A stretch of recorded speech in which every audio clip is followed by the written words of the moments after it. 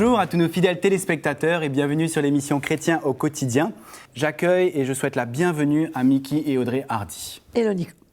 Bonjour Nicolas, ça va? Bonjour Mickey, ça va très bien, je te remercie. Vous avez été beaucoup de téléspectateurs et d'internautes à nous écrire et à nous parler de vos conjoints, vos camarades, vos pasteurs ou vos amis dans l'église ou vos frères dans l'église, frères et sœurs dans l'église. Beaucoup de jugements, beaucoup de critiques. On essaie de vous répondre directement sur Internet, mais on a voulu intituler cette émission « A-t-on le droit de juger en tant que chrétien né de nouveau ?» Pour répondre à ta question, je vais me servir d'un texte dans Matthieu chapitre 7. Okay. Pourquoi? Parce qu'il y a tellement de chrétiens qui croient qu'on n'a pas le droit de juger du tout. Mm-hmm. Nous les chrétiens, on n'a pas le droit de porter une opinion, un jugement ou une critique. Parce que toutes ces choses-là, ça dépend de l'attitude que nous avons. Si on veut construire ou si on veut détruire.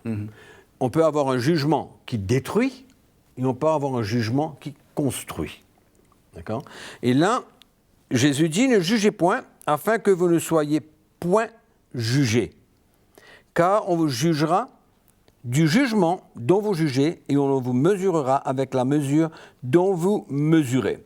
C'est évident que ce que Jésus parle là, ça parle de juger son frère. C'est-à-dire, peut-être qu'on n'est pas d'accord avec lui, peut-être qu'il a fait quelque chose de mal, bien possible, il a passé à côté, et alors là, nous les chrétiens, nous sommes très rapides à faire un jugement sur la vie de ce frère. Et c'est ça que Jésus ici condamne. Parce qu'il vient dire, ne jugez point, afin que vous ne soyez point jugés. Et le texte d'après nous dit, pourquoi vois-tu la paille qui est dans l'œil de ton frère et n'aperçois-tu pas la poutre qui est dans ton œil? Ou comment peux-tu dire à ton frère, laisse-moi ôter une paille de ton œil, toi qui as une poutre dans le tien? Hypocrite, ôte premièrement la poutre de ton œil, et alors tu verras comment ôter la paille de l'œil de ton frère. Amen. Amen. Donc, c'est clair, c'est que nous tous, nous chutons, nous tous, on faillit, on fait des erreurs, on passe à côté, on tombe, tout le monde. C'est pas pour ça que les gens doivent nous taper dessus, nous juger, nous critiquer et d'avoir une opinion de nous, de la personne qui tombe ou qui chute. C'est là où le Seigneur met en garde. Parce que ce genre de jugement gâte notre cœur, endurcit notre cœur vers un frère, vers une sœur, vers quelqu'un d'autre. Et c'est ce genre de jugement que le Seigneur interdit. Quand on le dit interdit, il nous déconseille. Parce que de toutes les manières... Ne prend pas plaisir. Ne prend pas plaisir parce que de toutes les manières, si je fais un jugement contre Audrey, il faut que je réalise que moi aussi j'ai un problème. On dit toujours, on pointe le doigt, mais il y a trois qui pointent sur soi-même. Exactement, c'est exactement ça. Alors c'est ça que Jésus veut nous montrer ici, comme quoi que c'est trop facile de juger quelqu'un, mais c'est aussi facile pour les autres de nous juger, parce que nous aussi, on n'est pas parfait. D'accord? Je crois aussi qu'il y a plus. Jamais j'oublierai, il y avait un jour, il y avait un ami à moi, il était parti au supermarché et son frère était malade, c'est un ami chrétien, et son frère était malade et il lui a dit, rends-moi un service, prends-moi une bouteille de vin au supermarché pour lui. Et donc, il est allé au supermarché, il a acheté le vin pour son frère. Et il y a un chrétien qui était là, qui a vu le vin dans son caddie et dans son trolley. Et il en parlait un jour, on disait, oui, j'ai vu ce frère-là boit. Je dis, ce frère-là ne boit pas. Il dit, si, j'ai vu. Tu comprends, on peut me voir. Peut-être que j'aime les chevaux, je vais aux courses et on me dit que j'aime le jeu. On peut tellement juger, se précipiter à faire un jugement sur une situation qui est loin d'être la réalité. D'être la réalité. C'est souvent ça vient du légalisme, Audrey. Du légalisme. Pourquoi? Parce que on veut tellement que les choses soient faites dans un couloir. Oui, d'une telle et telle manière. Et comme on passe un petit peu à côté ou on croit que la personne passe à côté, bang, on lance le jugement. On lance une critique et là, c'est ça. C'est pourquoi c'est une attitude. Et le chrétien a besoin de développer une attitude où il arrête de porter un jugement sur un frère, premièrement parce que lui-même, c'est facile de voir quelque chose en lui qui n'est pas correct, mais je crois que c'est important que le chrétien prennent ces choses-là sérieusement. Et qui réalisent qu'il faut laisser au Seigneur le soin de juger ces choses-là. Ce n'est pas à nous à juger. Il y a des choses, on verra tout à l'heure, justement, que Mickey va en parler, que nous sommes appelés à juger. Mais comme Salomon a été appelé à juger entre les deux femmes. Exact. Mais ça, ce n'était pas un jugement négatif, c'était un jugement de sagesse. C'est complètement différent. Mais il faut laisser le soin au Seigneur, puisque chaque personne est là où il est. On est à différents stades de notre marche avec le Seigneur. On n'est pas tous au même point. Et là où le Seigneur m'a libéré, il ne t'a pas libéré, il n'a pas libéré l'autre. Et là où l'autre a été libéré, moi, je n'ai pas été encore libéré. Donc, on ne peut pas me juger par rapport à l'état où je suis, puisque le Seigneur est à l'œuvre dans mon cœur et le Seigneur est à l'œuvre dans le cœur de quelqu'un d'autre. Exactement. Il faut justement, au contraire, s'accepter les uns les autres et faire de la place. S'entraider. Et faire de la place pour que les gens grandissent. Exactement. Donc la réponse, a-t-on le droit de juger un frère ou une sœur? Comme Audrey vient de dire, on ne peut pas juger quelqu'un par son action. Il est là où il est, il va grandir comme nous avons grandi. Le Seigneur a été patient envers nous. Il y avait beaucoup de jugements qui auraient pu se faire envers moi, envers Audrey et envers toi dans notre marche chrétienne. Mais bon, c'est peut-être vrai que les gens ont jugé, mais... Je crois dans ce sens, on peut dire qu'on n'a pas le droit de juger. Mais on verra tout à l'heure qu'en même temps, Paul va dire que nous sommes appelés à juger.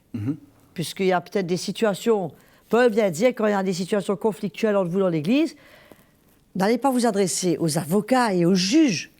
Il y a bien parmi vous quelqu'un de sage qui peut arriver à emmener une justice et dire, comme Salomon, à dire, ça c'est comme ça c'est comme ça. En d'autres mots, on est appelé à juger, puisque la Bible nous dit que nous allons juger les anges. Est-ce que donc on ne peut pas juger les situations de ce monde? Oui.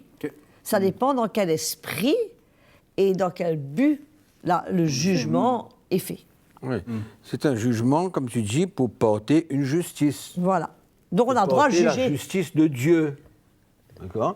Donc, quand deux frères ont un problème, c'est normal que quelqu'un qui est un peu mature, qui est bien établi dans le Seigneur, qui, après une longue marche avec Dieu, il y a une certaine sagesse dans sa vie, et il est appelé à juger, à porter une justice. Ce n'est pas condamner un, ni un autre, mais c'est de porter la justice de Dieu. Ni prendre parti. Ni prendre parti que ses frères ont besoin d'entendre. Parce que peut-être qu'ils se tiennent chacun sur leur position, et quand la justice de Dieu vient à travers un jugement qui est selon le cœur du Seigneur, avec sagesse, avec amour, ça emmène une solution. Ça emmène une solution. Et une lumière. Une lumière, et là, il y a réparation, il y a tout, là. Les choses se mettent en ordre, et ça va. On n'a pas besoin d'aller, comme Audrey a dit tout à l'heure, devant une cour de justice pour laisser les non-chrétiens juger. Bien souvent, les deux ont les bons arguments. Je veux dire, la partie A a ses arguments, la partie B a ses arguments, et ça n'aboutit pas. Et ça crée un climat dans l'Église qui est malsain, puisque c'est un conflit entre deux frères, des différents. Et bien souvent, quand on est différent, on en parle. Il y a des gens qui sont pour ce frère, d'autres gens pour d'autres frères, et c'est malsain. Donc c'est mieux dans ce cas que les anciens, les responsables, ceux que Dieu a appelés, puissent rentrer en situation et que ces frères même aient recours à l'Église. Aidez-nous, voilà, on en est, on est bloqué là. Mais on a besoin d'une sagesse du Seigneur, une lumière dedans. Si on lit un coup dans 1 Corinthiens chapitre 2, on lit le verset 15. Il dit l'homme spirituel, juge de tout. Au contraire, il juge de tout. Et il n'est lui-même jugé par personne. Car qui a connu la pensée du Seigneur pour l'instruire? Or, nous avons la pensée de Christ. Alors là, encore une fois, il faut que la personne soit bien établie. C'est une personne de l'esprit, c'est un frère ou une sœur de l'esprit qui peut juger. Il va juger selon le cœur de Dieu, selon la parole de Dieu, selon ce que la parole de Dieu dit. C'est la vérité. Donc il est capable de porter la vérité de Dieu. Donc ce n'est pas un jugement qui vient d'un cœur qui est insatisfait ou un cœur qui est devenu dur à travers n'importe quelle situation, mais c'est quelqu'un de bien stable et qui voit, comprend le plan de Dieu et qui voit entre le bien, il voit le mal, il comprend le cœur de Dieu dans la situation et il est capable de porter un jugement.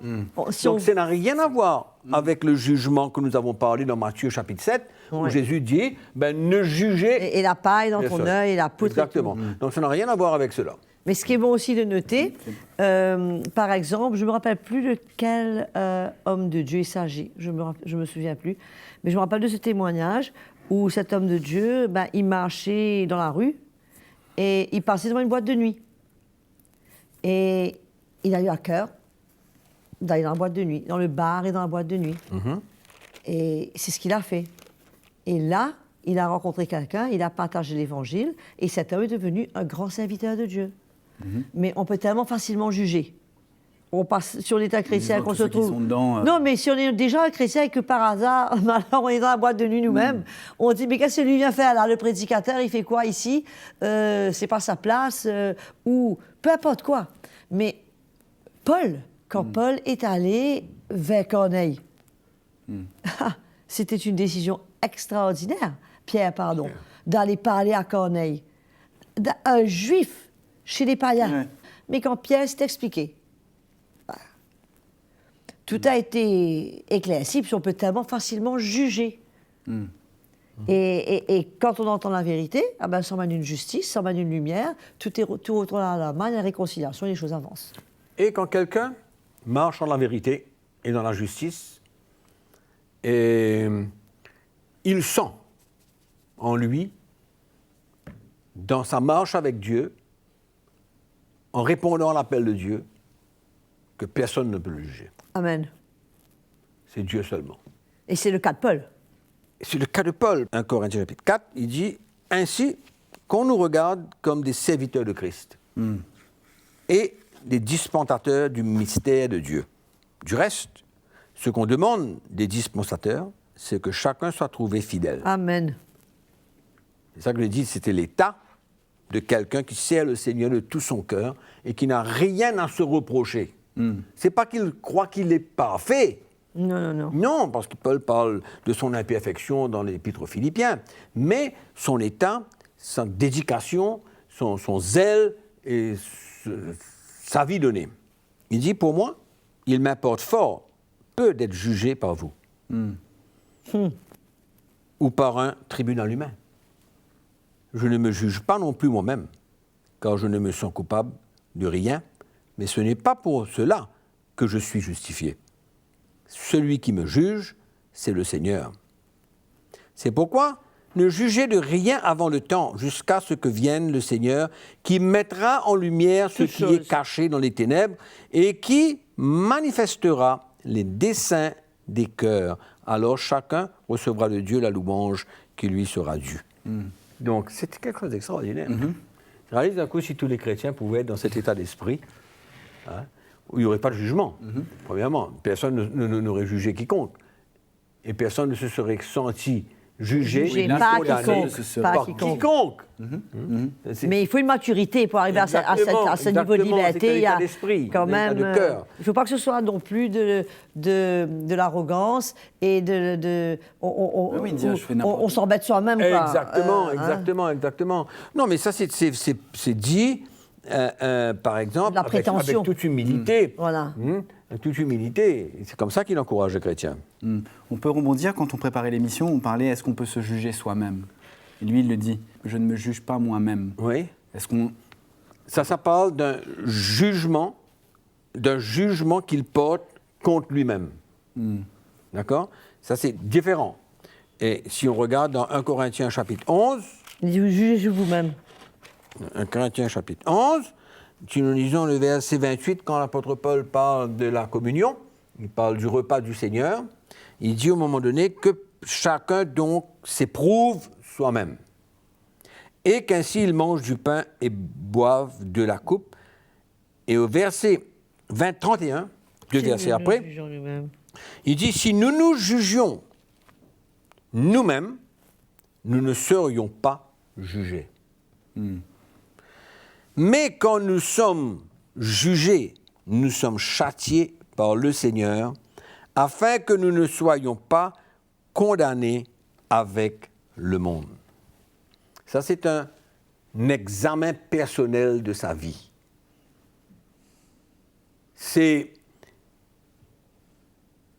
comment dirais-je, comment on pourrait dire ça? C'est, Faire un audit de sa ce propre n'est vie. pas tomber sous le jugement Sur la condamnation. de condamnation ou quoi que ce soit, mais c'est de se voir comme Dieu nous voit. On s'éprouve soi-même, il dit dedans, S'évaluer. que chaque s'évaluer. Ouais, Voilà. s'évaluer. S'évaluer Je me rappelle. selon Dieu, sincèrement et honnêtement.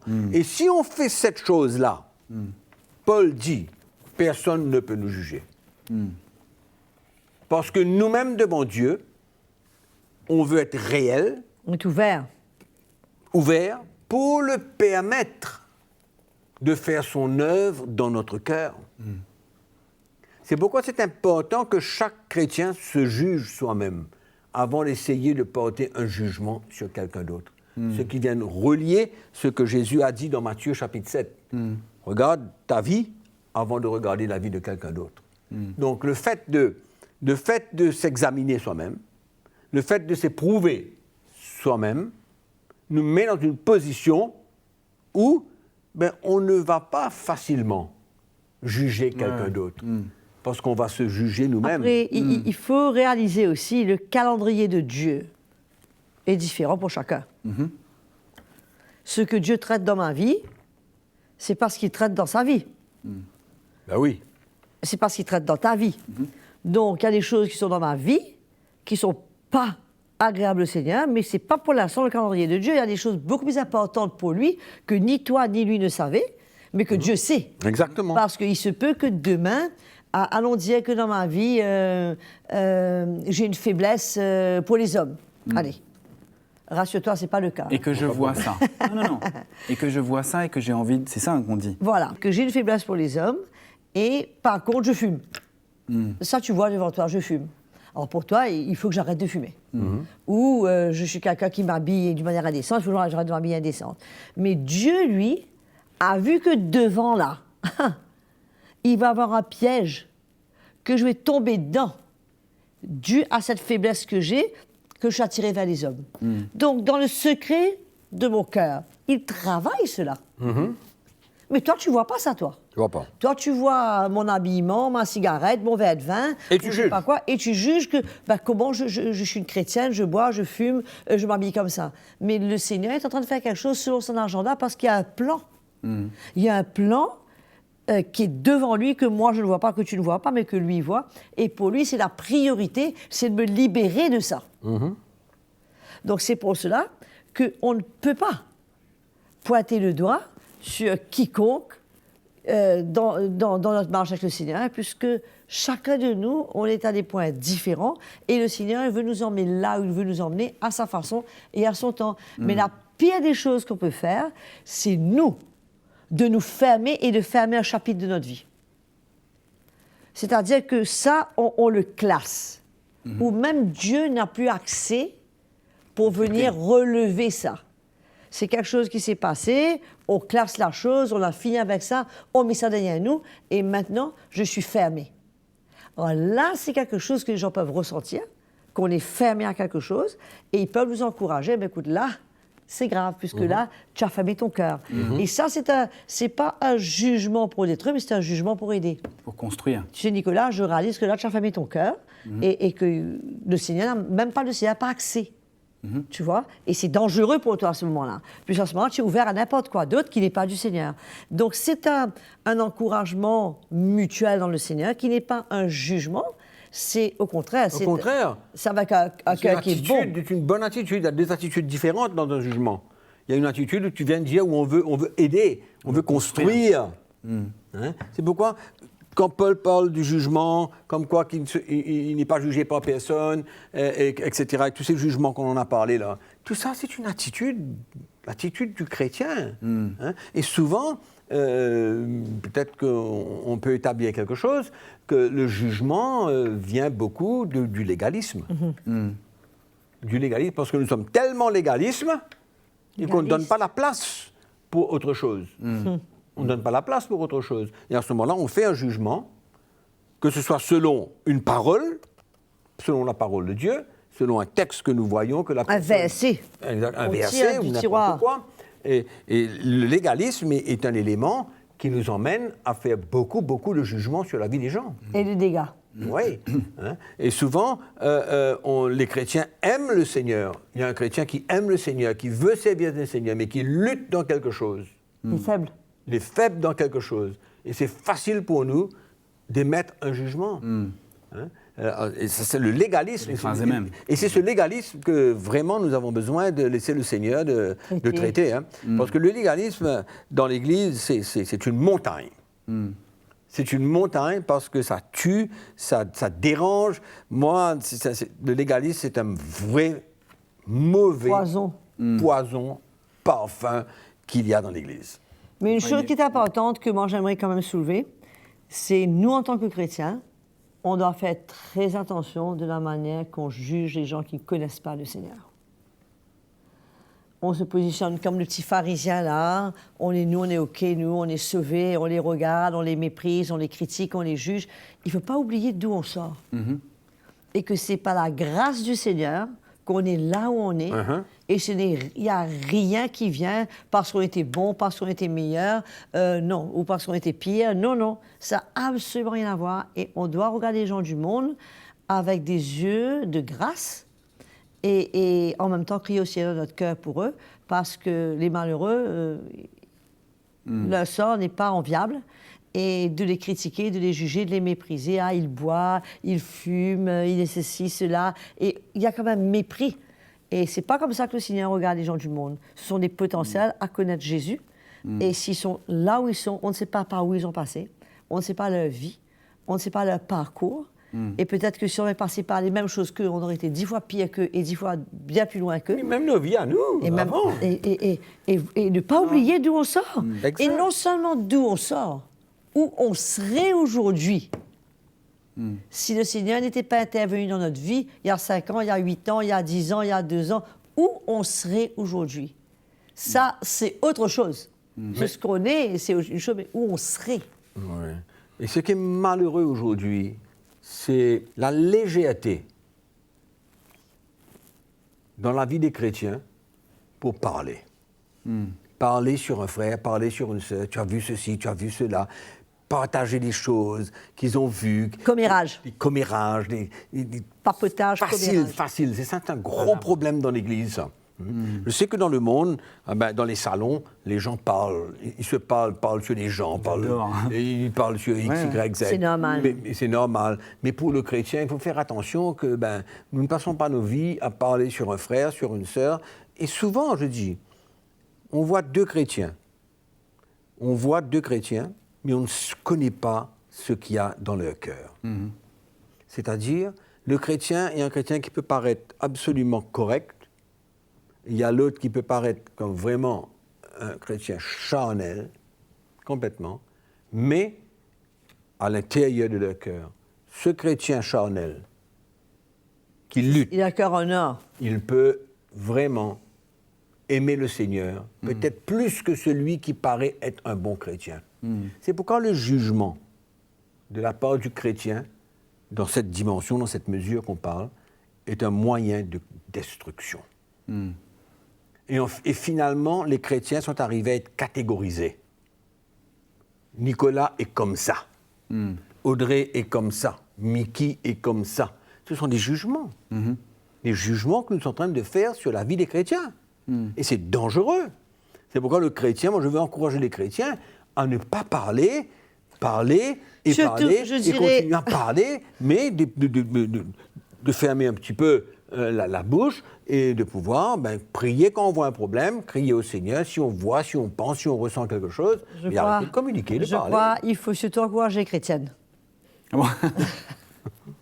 Je crois qu'il faut surtout encourager les sœurs qui ont tendance.